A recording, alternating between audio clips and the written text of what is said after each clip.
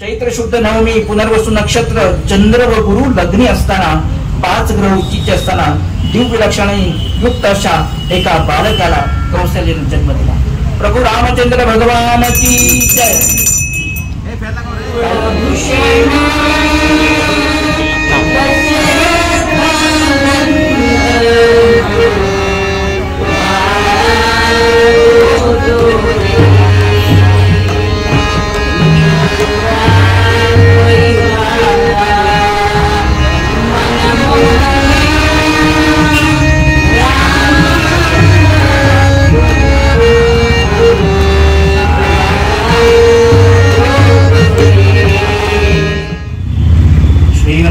श्री महासरस्वती नमः. श्री गुरुभ्यो नमः. आज प्रभू रामचंद्रांचा जन्मदिवस. भगवान महाविष्णूंचा हा अवतार आहे. भगवंतांनी सांगितल्याप्रमाणे मत्स्य कूर्म वराह नारसिंह वामन परशुराम असे अवतार धारण केले आणि आजच्या दिवशी प्रभू रामचंद्र या स्वरूपात या नावानं अवतार धारण केला. म्हणून गीतेत सांगितलेलं आहे परित्राणाय साधूनां विनाशाय चतुष्कृतां धर्म संस्थापनार्थाय संभवामि युगे युगे. तर सज्जनांच्या रक्षणासाठी आणि दुर्जनांच्या नाशासाठी त्याचप्रमाणे विस्कटलेली धर्माची घडी घालण्याकरता युगायुगाच्या ठाई मी अवतार घेतो असं भगवान सांगतात. आणि आजच्या दिवशी विशेष म्हणजे प्रभू रामचंद्रांचे सेवक वाटल्यास मारुती रायांचे अंश असं म्हणूया. तर असे प्रभू रामचंद्रांचे दास्यत्व स्वीकारलेले आणि अचाट हनुमंताची भक्ती असलेले शुकासारिखे पूर्ण वैराग्य ज्याचे वसिष्ठावरी ज्ञान योगेश्वराचे कवी वाल्मिका सारिखा मानियेचा नमस्कार माझा सद्गुरु रामदासा. समर्थ रामदासांचा जन्मदिवस सुद्धा आजच आहे. तर अशा ह्या ठिकाणी समर्थ रामदासांनी भरपूर कार्य केलेलं आहे. तर प्रभू रामचंद्रांचं जे कार्य आहे ते अचाट आहे. कथा अशी आहे की ब्रह्मदेवाला पुलस्ती नावाचा एक मुलगा होता. पुलस्तीला विष्णव नावाचा आणि विष्णव्यास कुबेर नावाचा मुलगा. त्या कुबेरानं प्रखर तप केलं. ब्रह्मदेवाने लंकेचं राज्य म्हणून आणि पुष्पक विमान त्याला देऊ केलं. अशा रीतीनं तपस्वी विष्णव्याचा मुलगा कुबेर लंकेचा राजा झाला. पण सुमाली नावाच्या दैत्यानं ब्राह्मणाचा वेश घेऊन विष्णव्य तपस्यास फसवून कैकसी नावाची आपली मुलगी त्याला देऊन लग्न केलं. अशा रीतीनं ब्राह्मण व तपस्वी विष्णव्याची राक्षस कन्यका कैकसी ही स्त्री झाली आणि तिला रावण, कुंभकर्ण, विभीषण व शूर्पणखा अशी 4 अपत्ये झाली. रावणानं अनेक वर्ष तपस्या करून ब्रह्मदेवाला प्रसन्न करून घेतलं आणि वरम ब्रूही अशा प्रकारचं ब्रह्मदेवाने सांगितलं किंवा रावणाने सांगितलं. त्या ब्रह्मदेवाने सांगितलं की नर किंवा वानर सोडून विश्वामध्ये सर्व लोकात तू विजयी होशील असा वर मागून घेतला. ब्रह्मदेवाने तथास्तु म्हटलं. वर मिळाल्यावर ऐकून आलेल्या रावणाचं राक्षसी स्वरूप प्रकट होऊ लागलं. ब्रह्मदेवाच्या वरानं पुष्ट झालेल्या रावणानं पहिल्या प्रथमच आपला सावत्र भाऊ कुबेर याच्यावर स्वारी केली. सुवर्णाची लंका ताब्यात घेतली. राक्षसांचं प्रचंड सैन्य उभारून लंकेला राक्षसांचं राज्य स्थापन केलं. प्रहस्त, जुंभ, नरांतक हे 3 सेनापती नेमले आणि लंकेचं राज्य मिळताच रावणाचे हाव अत्यंत वाढले. जगातली मोठ्यातली मोठी सत्ता, मोठ्यातलं मोठं वैभव, अत्यंत सौंदर्यवान स्त्रियांचं उपभोग, विलास या सर्व गोष्टी आपल्याला प्राप्त व्हाव्यात याकरता आपल्या सर्व सामर्थ्यानिशी त्यानं यक्ष, गंधर्व, किन्नर आणि देवर्षी यांच्यावर हल्ले करण्यास सुरुवात केली. ब्रह्मदेवाच्या वरानं सर्वत्र रावणास विजय मिळत गेला. आपणापेक्षा कोणीही श्रेष्ठ नसावा याकरता देवांबरोबर सुद्धा युद्ध आरंभलं. यज्ञातील हवीर भाग देवांना मिळू नयेत म्हणून जिथे जिथे यज्ञ सुरू व्हावा तिथे तिथे जाऊन यज्ञाचा विध्वंस करावा. रावण पुत्रानं मेघनादानं सुद्धा इंद्रासही पराजित केलं. स्वतः इंद्रजित बनला. काही दिशा जिंकून साम्राज्य स्थापन केलं. नवग्रहांनाही जिंकून त्यांच्या पाठीवर आपलं सिंहासन ठेवलं. एवढा विजय आणि एवढा प्रचंड वैभव मिळाल्यावर सर्व देवस्त्रिया, सर्व अप्सरा, सर्व सुंदर स्त्रिया या सर्वांच्या पावित्र्याची, उसळणाऱ्या त्यांच्या तारुण्याची आणि विलोभनीय सौंदर्याची भयकारी स्वीकार करण्यास रावणानं सुरुवात केली. केवढा हा अधर्म, केवढी ही अनिती, कोणीही शास्त्र उरला नाहीये. पंच ज्ञानेंद्रिय आणि पंच कर्मेंद्रिय रावणानं स्वैर सोडली होती. म्हणून त्रस्त झाले ऋषीमुख त्याला दशमुख म्हणू लागले. याप्रमाणे भयानक अशी धर्माची स्थिती रावणामुळे होऊ लागली. देवांची तर दोषा विचारूच नका. जिवंत राहण्याकरता सर्व देव लपून राहू लागले. इंद्रानं मोराचं रूप घेतलं, चंद्रानं कोंबडा घेतला, कोंबडा बनला, यमराज काव करीत राहिले आणि वरुण महाराज राजहंस बनले. देवांची ही स्थिती तर ऋषीमुनींची आणि आमच्या साध्या मानवांची काय तरी स्थिती झाली असेल. सारी पृथ्वी गायीसारखी दीन झाली होती. हो, पृथ्वीने गायीचं रूप धारण केलं.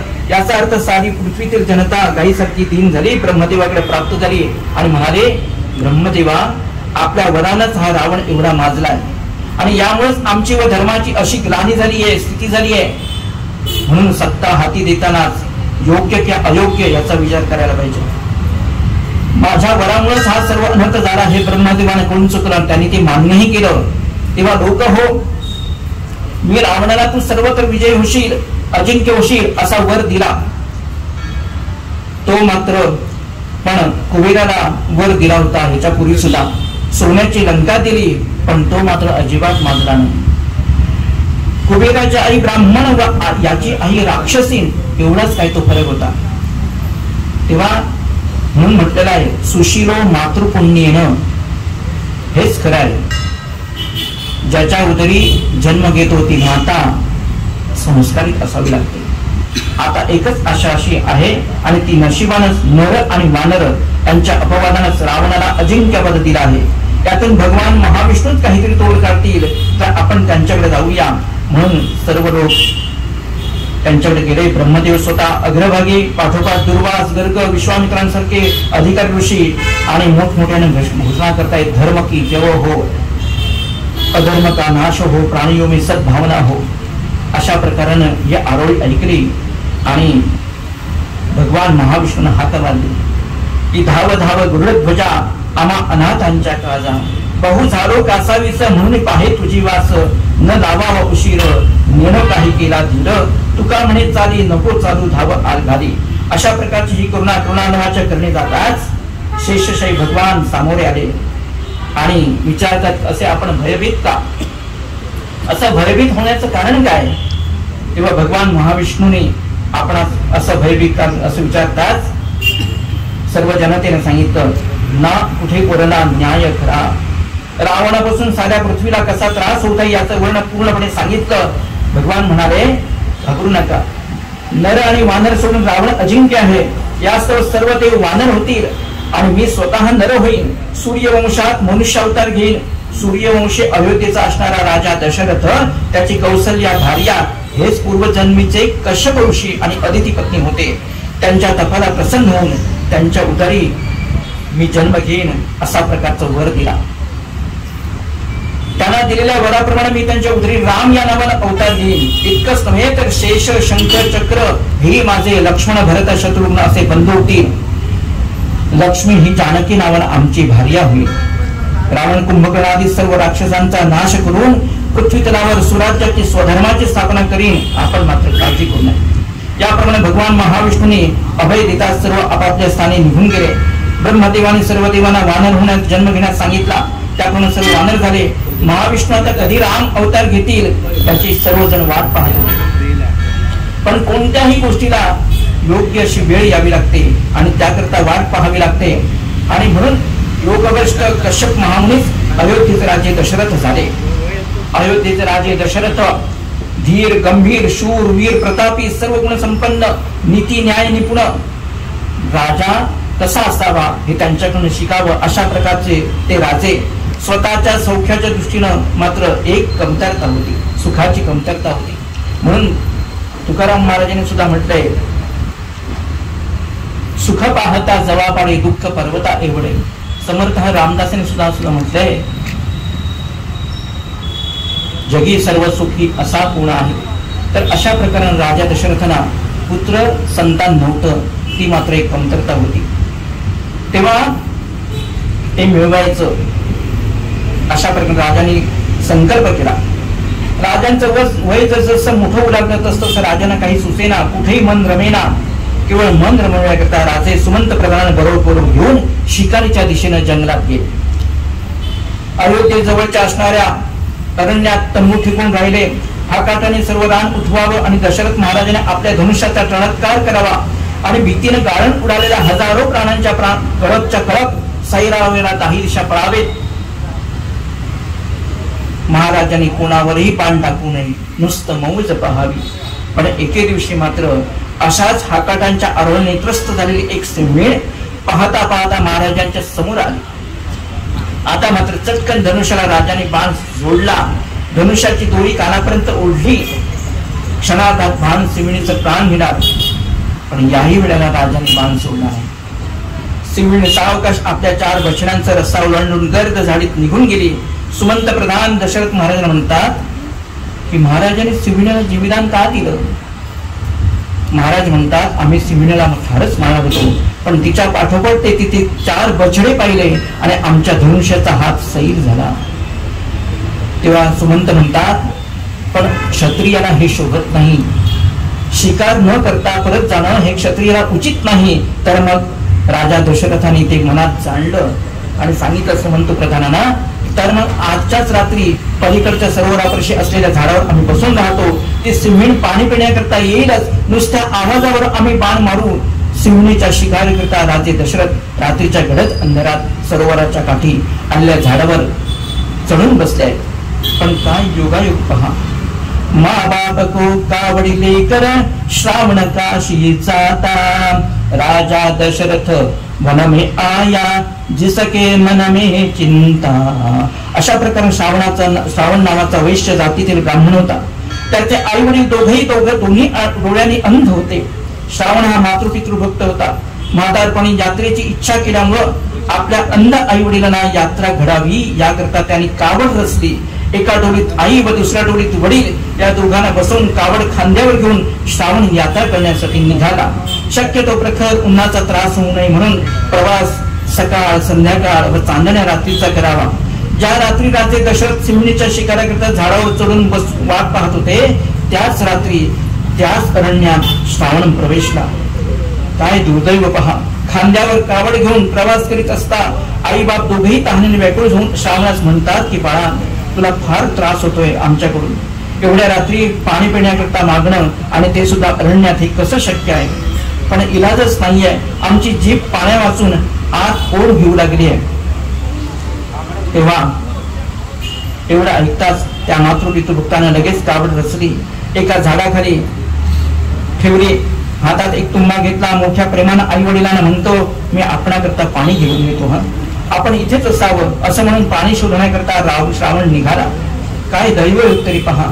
ज्या झाडावर राजे दशरथ महाराजांची सावजाची वाट पाहत बसले, त्याच झाडावर जवळ असलेल्या सरोवरावर श्रावण पाण्याकरता आला. त्याने स्वतःचे हातपाय स्वच्छ धुतले, ओंजळीनं पाणी प्यायलाय आणि आई वडिलांना करता पाणी नेणार. हातातील तुंबा बुडविला. तुंबा पाण्यात बुडताच गुड गुड गुड असा आवाज आला. शब्दविधी राजे दशरथ यांच्या कानावर तो आवाज आदळला. त्यांना वाटलं आली सिंहीण आली पाणी पिण्याकरता. सिंहीण घटघट पाणी पित आहे असं त्यांना वाटलं. ताबडतोब धनुष्याला बाण जोडून तयारच होते राजे दशरथ. आवाज येत होता. त्या लोकांना धनुष्याची दोरी कानापर्यंत खेचून बाण सोडला सुद्धा. बाणानं आपलं काम केलं. तुंबा भरून श्रावण निघण्याकरता जो पाय टाकणार तोच बाण सू करून छातीत रावणाच्या घुसला. धाडकन श्रावण कोसळला. कोसळताच आई बाबांचा धावा केला. मनुष्याची स्पष्टवाणी कानावर येताच राजा दशरथांच्या हातातच धनुष्य गळून पडलं. झाडावर धाडकन उडी मारली. धावतच राजे दशरथ श्रावणाच्या जवळ आलेत. सावज म्हणून बाण मारला तो ब्रह्महत्येचं पातक लागणार म्हणून पाहून राजे विव्हळ झाले. रक्ताच्या थारोळ्यात श्रावण तळमळत पडला होता. बाजूला पाण्याचा तुंबा लवणला होता. दशरथ राजाने तोच तुंबा उचलला. चटकन पाणी आणलं. श्रावणाचं मस्तक आणि आपल्या मांडीवर घेऊन मुखात पाणी घातलं. पाणी पाजू लागले. श्रावणावरती मस्तकावरती पाणी शिंपडलं. तोच श्रावणाने डोळे उघडले आणि विचारतो, कोण आपण? तेव्हा आई बाबा मला क्षमा करा. श्रावणाला वाटलं आपले आई वडील आहेत. तुम्हाला पाणी न देताच मी चाललो नाही सहन होत. कोणाचे मी काय अपराध केला आणि काय हे मला झालं मलाच कळेना. तेव्हा संत सुरात राजे दशरथांचा स्वर ऐकू आला. होय, मीच तो अपराधी, अयोध्येचा राजा दशरथ आहे मी. श्वापद म्हणून चुकून बाण मारला. तेव्हा श्रावणाच्या लक्षात आलं, कोण आपण? दशरथ? होय, मीच अभागी. प्रजाहितदक्ष आपली कीर्ती आहे, माझच प्रारब्ध फुटकर नाही, मी आता जिवंत राहत. तेव्हा राजा दशरथाने पाणी पाजूचा विचारलं. नका मला पाणी पाजू. पाणी पाजणार जर असाल तर त्या झाडाखाली पलीकडं माझे आई वडील अंध आहेत, तिथं मी त्यांना ठेवून आलोय. त्यांना भूक तहान लागले म्हणून पाणी पिण्याकरता मी इथं आलो होतो. त्यांना नेऊन कृपया पाणी पाजा असं म्हणून, आणि त्यांना माझा नमस्कार सांगा असं म्हणून श्रावणानं कलेवर मान टाकली.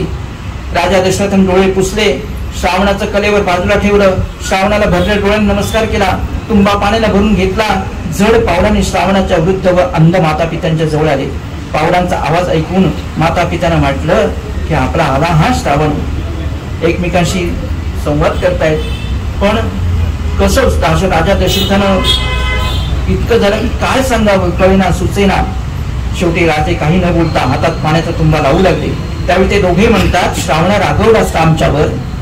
एक तर तुझ्या खांद्यावर बसून प्रवास करायचा, वेळ अवेळ काही न पाहायची, रात्र पाहायची नाही, श्रावणा म्हणून का रागवला? तरीही राजाने श्रावणाचा पित्याचा हात धरून तुंबा हातात देण्याचा प्रयत्न केला. हाताला हात लागता श्रावण पित्यानं दशरथांचा हात धरला. हस्तस्पर्श होताच विचारलं, ऐकलंस का? हा आमचा श्रावण नाहीये. मग कोण आहे? आपण पाणी का देतात? मग आपला श्रावण कुठे गेला? असं म्हणून ते भयभीत झाले. राजाने सांगितलं, महाराज मी आपला श्रावण नव्हे. मग तू कोण आहेस आणि तू आम्हाला पाणी का देतोयस? दोघे एकदम म्हणाले, मी अयोध्येचा राजा दशरथ आहे. शिकारी करता अरण्यात आलो आणि चुकून श्वापद म्हणून बाण मारला. आणि तो म्हटल्यानंतर थांबले. श्रावणाच्या आई वडिलांनी विचारलं, तो काय झालं? तो बाण कुठे गेला? श्रावणाला लागला. आणि सर्व हाय रे हाय झालं. गडबडा लढू लागलेत, किंचाळ्या उठल्यात. पण राजा दशरथांना काही सुचेना. श्रावण माता पित्यांचा पुत्रनिधनाचा शोक अनावर झाला. राजे दशरथ परिस्थिती अत्यंत गंभीर झाली. आणि राजा दशरथाने शेवटी पान परतलं. विचार केला, आम्हाला पुत्रा वाचून हे जगणं नकोच. त्या पुत्रनिधनाच्या शोकानं त्यांचे प्राण कासावीस झाले. आणि म्हातारपणी पुत्रनिधनाचं दुःख फार कठीण असतं. आणि या दुःखाची कल्पना दशरथ राजांना यावी. आणि म्हणून काय तर श्रावणाच्या आई वडिलांनी शाप दिला की राजा, तुला 4 मुलं होऊनही मरणाच्या वेळी एकही मुलगा तुझ्याजवळ नसेल असा हा तुमचा तुला शाप आहे. करायला गेलो एक, झालं दुसरंच. अयोध्येत आल्यावर राजे खिन्न झाले. महाराजांना निवेदन करून राजे म्हणतात, आमच्या नशिबात पुत्र संतान दिसत नाही. तर मागील जन्माचं पाप आमच्या काही आम्हाला माहित नाही, पण या जन्मी तर ही हत्या इच्छा नसताना घडली. तेव्हा राजा वसिष्ठ महाराजांनी सांगितलं, राजा घाबरू नकोस, तुझे दुर्दिन आता संपलेले आहेत. तर तुला पुत्र संतानाकरिता पुत्र कामेष्टी यज्ञ करावा लागेल. आणि मुख्य पुरोहित म्हणून ऋष्यशृंग नावाचे विभांड ऋषींचे चिरंजीव यांना पालन करावं लागेल. याप्रमाणे ऋष्यशृंग ऋषींना आणलं. त्यांच्या जन्मताच आई मृत झाली होती त्या ऋषींची, म्हणून विभांड ऋषीने नियोजन अशा अरण्यात वास्तविक मुलात 4 वेद 6 शास्त्र अशा पुराण शिकवून संगोपन केलं. वसिष्ठ महाराजांनी त्यांना मोहिनी घालून आणण्याकरता सांगितलं. त्याप्रमाणे आणलं. आणि दशरथ सुमंतान प्रधानाने आज्ञा दिली. त्याप्रमाणे पुत्रकामेष्टी यज्ञाची तयारी झाली. देवेंद्राने निरोप करतात आपल्या सर्व नृत्यांसह अप्सरा विभांडक ऋषींच्या आश्रमाजवळ आल्या. त्यांनी त्यावेळी विभांडक ऋषी स्नानाकरता नदीवर गेले होते. ऋष्यशृंग आश्रमात आले. आपले नाजूक हावभाव नेत्रकटाक्ष असं पाहून ऋष्यशृंग भारावून गेले. आणि त्या जिथं अप्सरा जिथं आल्या त्या ठिकाणी त्या दरबारामध्ये ऋष्यशृंग सुद्धा त्यांच्या पाठीमागनं आले. आणि पुत्र कामेष्टी यज्ञाकरता तेच पाहिजे होते म्हणून आचार्याची सुपारी त्यानं दिली. शरविनोदी तिनावर विस्तृत यज्ञ मंडप उभारला. आणि एका शुभ मुहूर्तावरती शुभ्र पांढरा शुभ्र घोडा शृंगारून यथाविधी पूजा करून मोकळा सोडला. अमाप संपत्ती घेऊन 1 वर्षाने राजाच्या सैनिक घोड्याचं परतले. राजा दशरथाने 3 स्त्रियांना कौशल्या, सुमित्रा आणि कैकेयी यांना यज्ञ दीक्षा दिल्या. यज्ञामध्ये हत्तीच्या सोंडेसारखी तुपाची धार सोडली. अग्निमीळे पुरोहित यज्ञस्य देव मृत्युजम होतारम रत्नधातम स्वाहा अशा प्रकारचे विद्वान ब्राह्मणाने यज्ञ हवन समाप्त केला. नंतर साक्षात अग्निनारायण प्रगट झाले. यज्ञकुंडातून निघणाऱ्या ज्वालातच दिव्य रूपाने प्रगट झाले. त्यांच्या हातात एक सुवर्णाची थाली होती. ती थाली दिव्य पायसाने परिपूर्ण होती आणि ती थाली त्याचे 3 भाग केले आणि राजा स्त्रियांना त्या 3 स्त्रियांना राजा दशरथाने दिला. यज्ञ समाप्त झाला. सर्व ऋषीगण राजे रजवाडे आपापल्या ठिकाणी जाऊ लागले. सुमित्रा, कैकेयी, कौशल्या या राण्यांना ते प्रसाद भाग दिला. कैकेयीनं आपणाला पहिल्यांदा दिला नाही म्हणून तो भाग रागावून रुसून बसली. एवढ्यात कैकेयीच्या हातात ठेवलेला जो भाग होता तो एका घारीनं नेऊन भक्षण केला आणि शेवटी सुमित्रा आणि कौशल्या यांना आपापल्या थोडा भाग दिला आणि त्यानंतर त्यांचे गर्भ वाढू लागले. मुखमंडलावरती गर्भाचं तेज दिसू लागले आणि राजा दशरथाने कौशल्या तिचे डोहाळे विचारले, कौशल्या कसं वाटतंय? कौशल्या एकाएकी उग्र झाली आणि विघ्न करणारा आणि सर्व जगात त्रास देणारा रावण याला मात्र मी विसरले नाहीये असं म्हणून डोहाळे ऐकून राजा दशरथांना खूप आनंद झाला. असे होताच 9 मास पूर्ण झाले. प्रसूतिकाल जवळ आला. राजाने अनेक राजवैद्य, सुविणी, दासी सर्व योग्य व्यवस्था करून ठेवली. इकडे ब्रह्मदेवाली जन्मसमय करतात सर्व देव हे प्रभू दर्शन घेण्यास आतुर झाले. चैत्र महिना लागला. शुद्ध अष्टमी संपली. नवमी उजाडली आणि आज रावणादी जन्मास येणार अशी सर्वांची खात्री झाली. सर्व अयोध्येतील नारी नर श्वास रोखून प्रभू जन्माची वाट पाहत आहेत. सूर्य ही सर्वांच्या माथ्यावर आलाय.